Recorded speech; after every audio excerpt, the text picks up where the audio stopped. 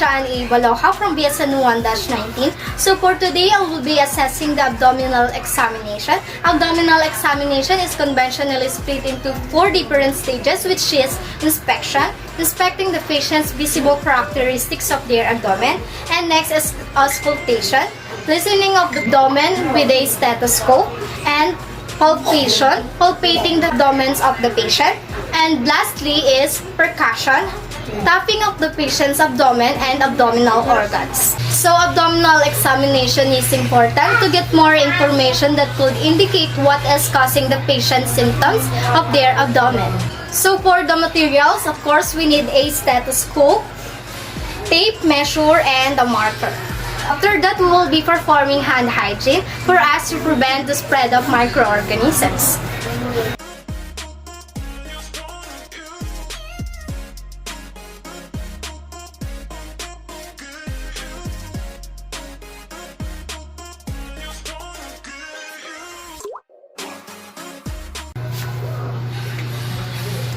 Good day, Ma'am. My name is Annie Baloha from Our Lady of Fatima University, and I will be your student nurse for today.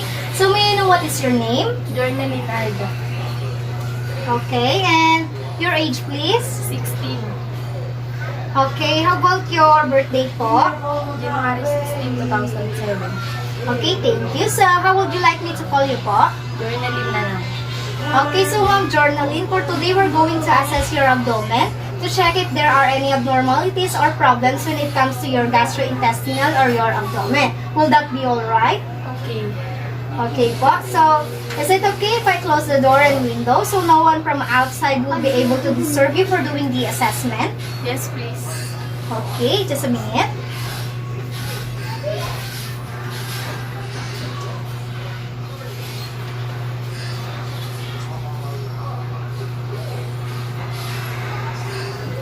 Okay, so before that, I have some following questions to you, Ma'am. Is it okay?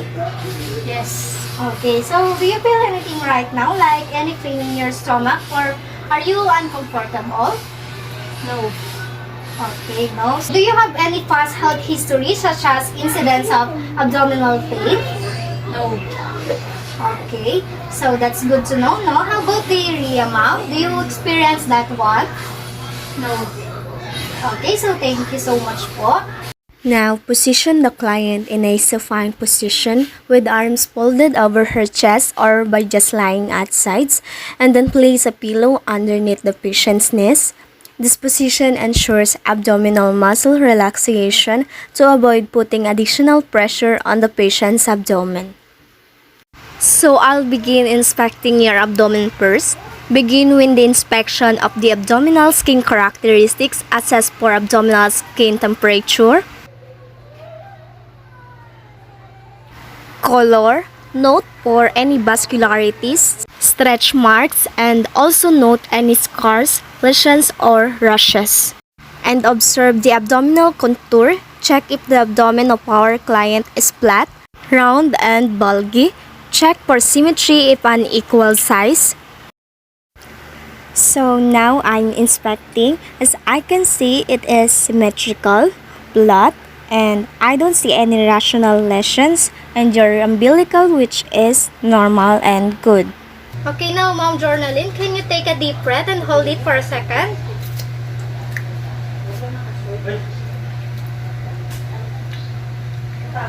Okay, Ma'am Journaling, is there any part of your abdomen that feels hard? No. Okay, no.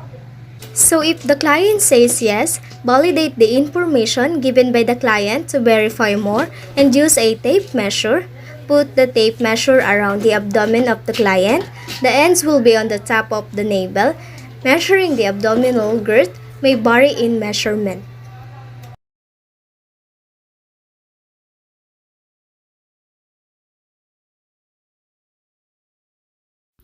So the abdominal girth should be measured at 75 centimeters. So now proceed to auscultation. We will auscultate the bowel sounds of the abdomen of the patient. Alright, so I'll be lightly placing my diaphragm of my stethoscope to assess for high-pitched sounds on the abdomen of the patient.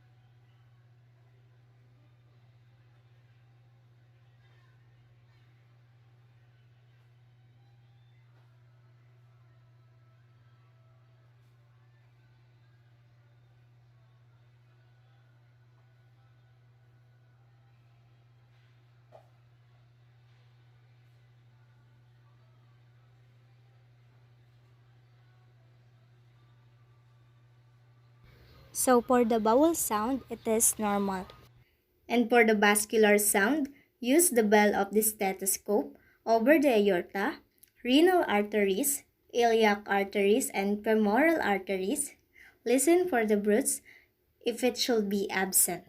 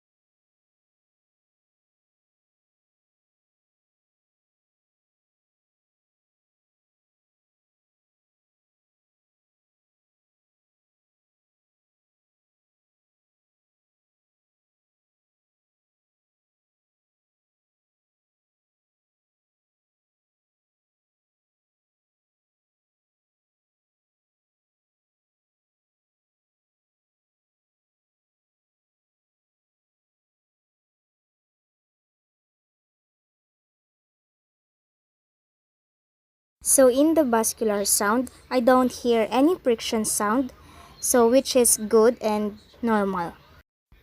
And for the peritoneal friction rubs, peritoneal rubs are raw cracking sounds like two pieces of leather rubbing together.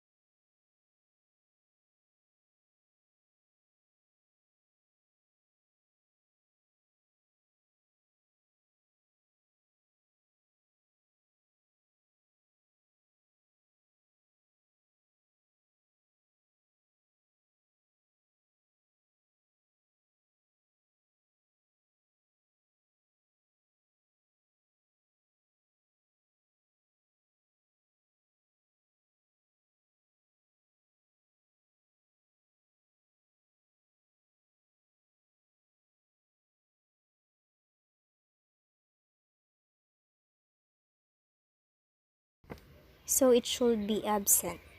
So now let's proceed the percussion. So the percussion of the abdomen percuss several areas in each of the four quadrants to determine presence of tympani or gas in stomach and intestine and dullness or decreased absence or flatness of resonance over solid masses or fluid.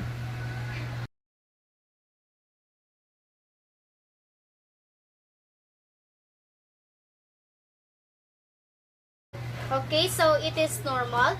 There were generalized tympani predominates over the abdomen. Normal dullness is heard over the liver and spleen. So now let's proceed to percuss the span or height of the liver by determining its lower and upper border. Determine the lower border by percussing beginning from the right lower quadrant at the mid-clavicular line then upward. Okay, now so I'm going to percuss.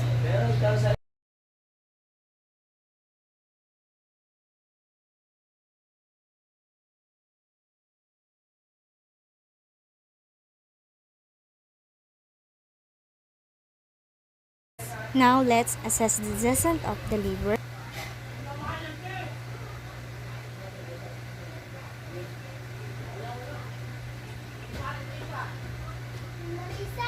So now locate the liver border of the dullness. Ask the patient to take a deep breath.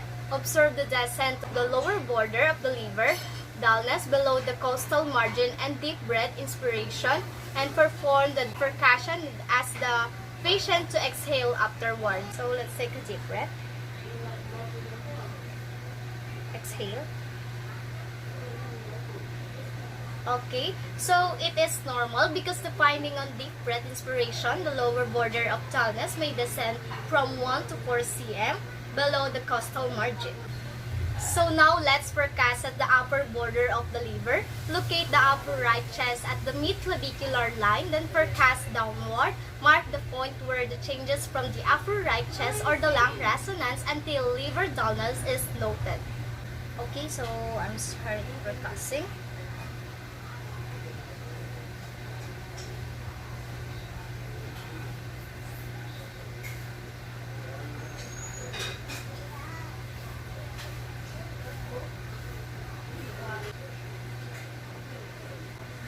Okay, so upon percussing the upper border of liver, dullness is located between the left fifth and 7th intercostal space. So now let's measure the two marks.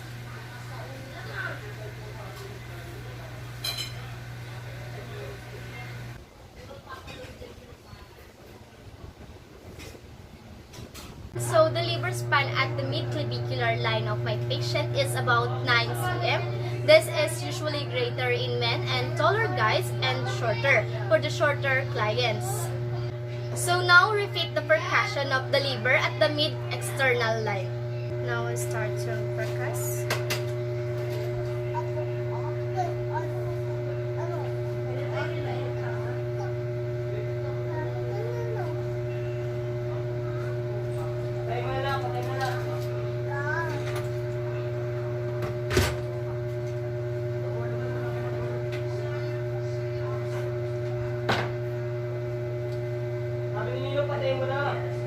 So the liver span at the mid-sternal line is about 6 cm. So now let's proceed percussion of the spleen. Begin percussion at the posterior to the mid-axillary line. Then percuss downward. Note the change for the lung resonance, the splenic dullness. Okay, so tagilid na tayo, ma'am.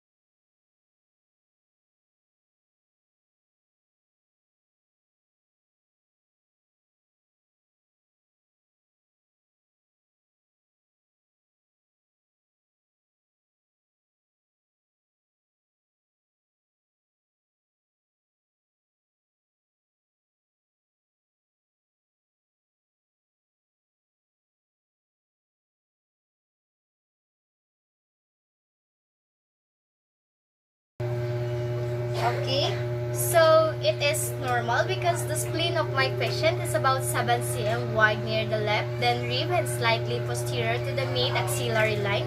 So now let's perform the second method of percussion to determine enlargement by asking the patient to take a deep breath and start percussing at the last left interspace at the interior axillary line. So it is normal because tympani is heard at the last left interface. And now let's proceed to palpation of the abdomen. Perform light palpation first to detect the areas of tenderness or muscle guarding. Systematically explore all 4 quadrants.